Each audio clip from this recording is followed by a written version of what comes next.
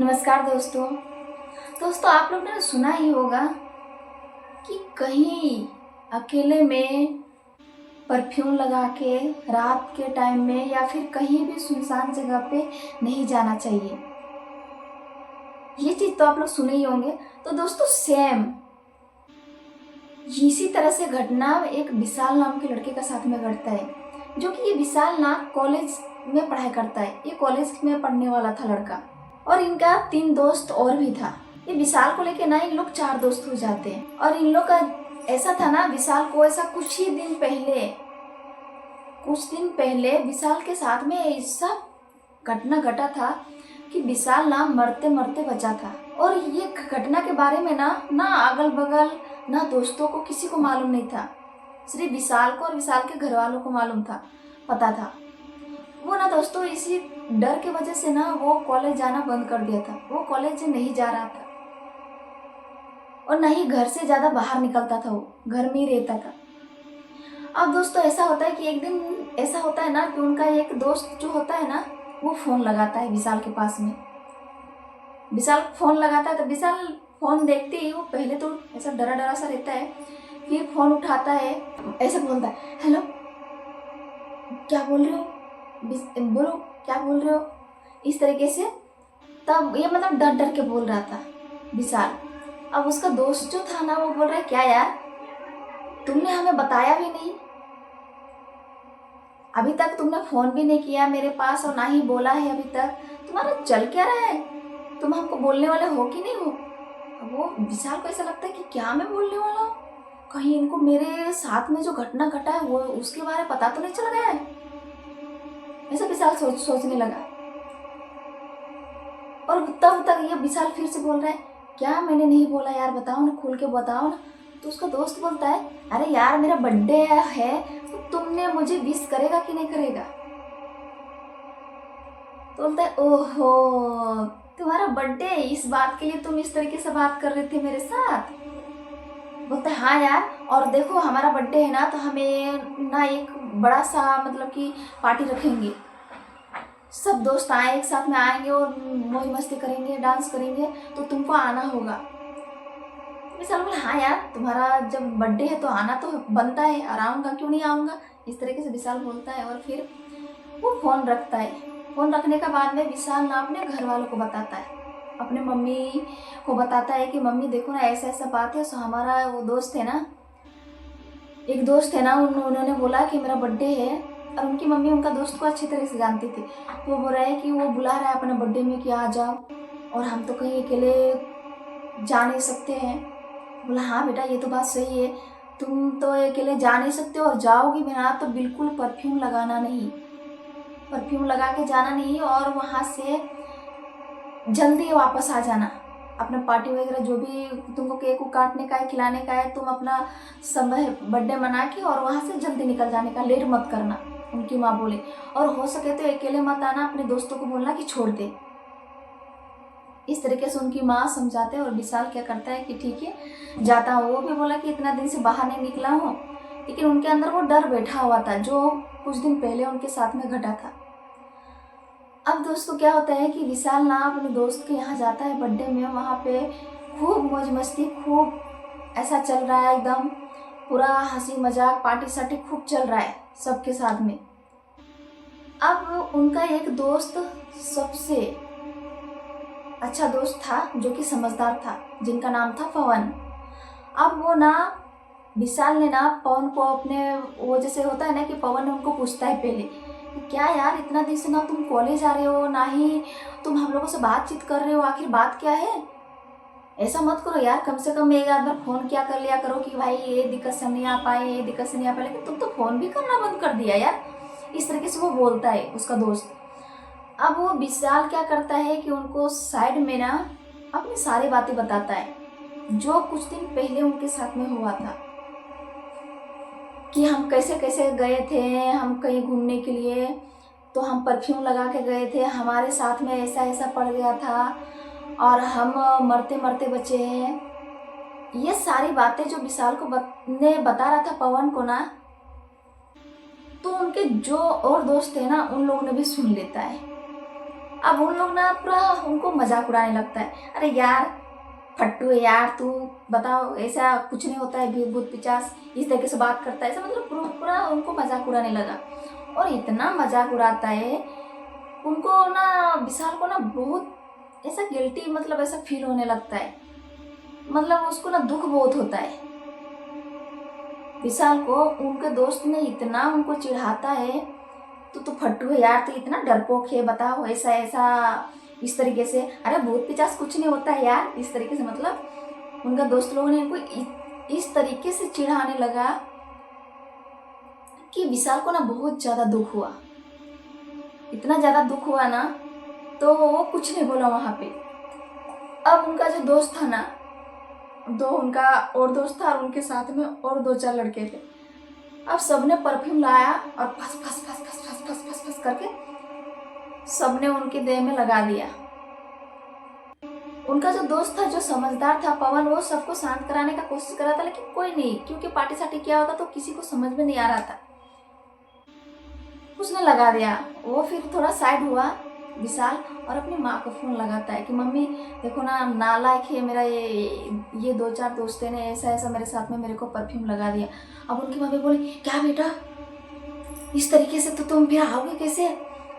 अब मुझे तो ये देख के मुझे बहुत डर हुआ। उनकी माँ ना एकदम रोने जैसा करने लगी, बेटा तुम अकेले आओगे कैसे उतनी रात को, और तुमने परफ्यूम क्यों लगाने दिया उन लोगों को? बोले मम्मी हमने नहीं, ये ऐसा है, इन लोगों ने मेरे को बहुत मजाक भी उड़ा रहा है और मेरे को पूरा शरीर में परफ्यूम लगा दिया है इन लोगों ने। तभी वो जो पवन था ना, पवन ये सारी बातें सुन लेता है कि उनकी मम्मी रो रही है टेंशन से कि मेरा बेटा आएगा कैसे रात को। अब पवन ना फ़ोन लेता है और फिर उनको बोलता है, उनकी मम्मी को, कि आंटी आप टेंशन मत लो, मेरा बाइक है, हम क्या करेंगे, हम इनको ना घर तक छोड़ देंगे, टेंशन आप मत लो। उनकी मम्मी बोलती चलो ठीक है, पवन जैसा समझदार बात अगर हो गया है तो अच्छा ही होगा, वो छोड़ देगा मेरे बेटा को घर तक। वो फिर टेंशन फ्री हो गई। अब होता है इन लोग सब कुछ ख़त्म करने के बाद में, पार्टी सार्टी जब सब खत्म हो जाता है, सब क्लियर हो जाता है, तो पवन ने ना विशाल को अपना बाइक में बिठाता है और बोलता है चल यार अब मैं तुमको छोड़ देता हूँ। और वो रास्ते में ना अपने गाड़ी में बैठता है और वो रास्ते में बात करते करते उनको लेके जाता है कि अरे यार डरना मत, वो सब चीज़ के बारे में सोचना ही मत, कुछ भी हुआ है तेरे साथ में ना वो सब चीज़ सोचना मत, अभी सब ठीक ठाक है, अभी ठीक ठाक चल रहा है, तो बार बार अपने मन में ना मत लाओ, ऐसा पवन मतलब विशाल को समझाते हुए जा रहा था। अब दोस्तों क्या था कि उनका जो घर था ना, उनका गांव जाने से कुछ ही दूर पहले विशाल का ना, ये जो गांव जाने से पहले कुछ ही दूर में क्या होता है कि उनका विशाल का दोस्त का जो गाड़ी होता है ना, पवन का गाड़ी, वो भट भट भट भट करके रुक जाता है। अब वो विशाल होता है शिट यार, बताओ बोला यार यार विशाल देखो ना, मेरा लग रहा है ना कि गाड़ी का पेट्रोल खत्म हो गया है, एक काम करो यहाँ से ज़्यादा दूर तो है नहीं, तुम चला जा। तो बोलता है, विशाल बोलता है कि ठीक है, अगर नहीं है तो कोई बात नहीं, जिधर खतरा का महसूस होना चाहिए वहाँ तो मैं सेफली निकल गया हूँ, अब यहाँ से थोड़ा ही दूर तो है, मैं चला जाऊँगा, इस तरीके से विशाल बोलता है। और पवन भी अपना गाड़ी लेके निकल जाता है उधर, और ये विशाल इधर चलने लगता है। अब दोस्तों जा ही रहा था और जाते जाते ना उस टाइम ऐसा बारिश पड़ने लगा था। अब बारिश पड़ने लगा तो विशाल हल्का हल्का गीला हो गया। वो बोला अरे यार चलो कोई बात नहीं, मैं थोड़ा थोड़ा तो गीला हुआ हूँ, मैं जाता हूँ। और घर पहुँचने से 3 बजे होता है ना कि हम यहाँ पे बैठे थे, दरवाजे वो जो रोड होता है ना, रोड के उतना ही दूर उनका मेन दरवाज़ा था विशाल का। अब ये ना भीगा हुआ था, बारिश पड़ने लगा था तो वो भीग गया था। अब वो जाके खटखटाता है, रात को करीब ना 1-1:30 बज गया होगा उस टाइम में।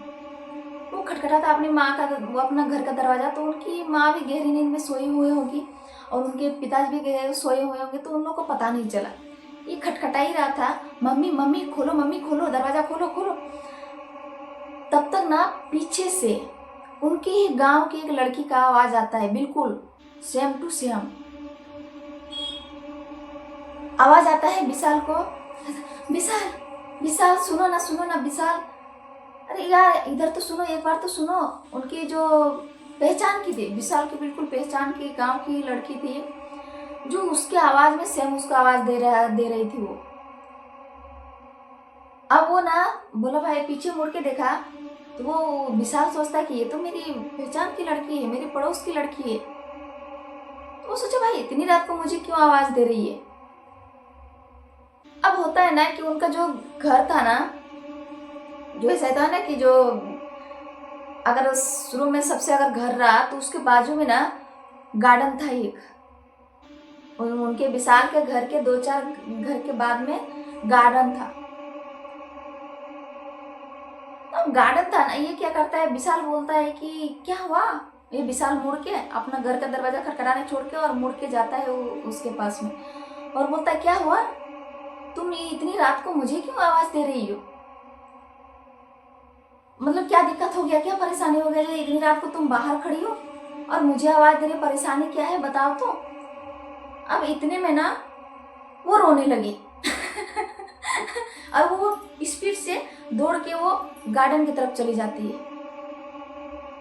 गार्डन की तरफ जाता है ना और वहां पे वो पूरा जोर जोर से लड़की रो रही थी गार्डन में।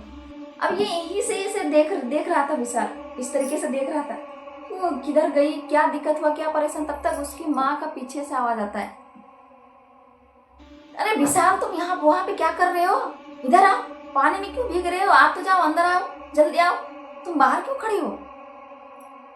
तो विशाल ना फिर बोलता है कि हाँ मम्मी मैं आता हूँ। वो वहां से आ जाता है। आने के बाद में अपने मम्मी को कुछ बताता नहीं है। तो बोलता है बेटा तुम सही सलामत से आ तो गया।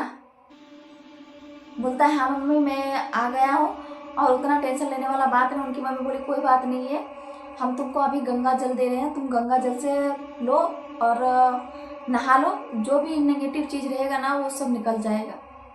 वो पूजा घर से गंगा जल लाती है उनकी माँ, विशाल की माँ, और विशाल को बोलता है कि जाके नहा लो, उसके बाद फिर सो जाने का। अब देता है, विशाल ने अपना गंगा जल लेता है और ना अपने बाथरूम जाता है नहाने के लिए। उसमें बाल्टी में पानी भी भरा, वहाँ उसमें गंगा जल भी डाला।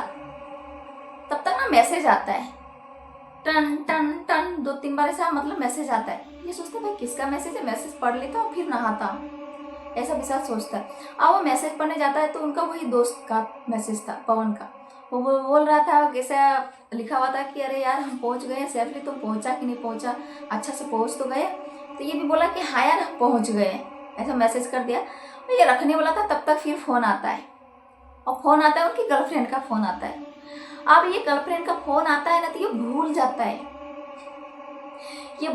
है कि हमें नहाना भी है, मेरी मम्मी ने गंगा जल भी दिया है नहाने के लिए, हमें नहाना है। ये भूल जाता है। ये ना बात करने लगता है, वो इतना बात करता है, कभी इधर लेट के कभी उधर लेट के, जैसा मन करता है वैसा वो बात करता है। वो बात करते करते उनको कब नींद आ जाती है उनको पता ही नहीं चलता है विशाल को। अब जैसे सुबह ऐसा सोया हुआ था, जैसे सुबह आँख खुलता है तो अजब से एकदम दर्द यहाँ पे ना हो रहा है, सूजन हो रहा है इतना बड़ा। अरे यार ये कैसे लग रहा है कि मोच आ गया है। ऐसे छू के देखता है, हाथ लगा के देखता है तो वहाँ पे सूजन आ गया है इस तरीके से।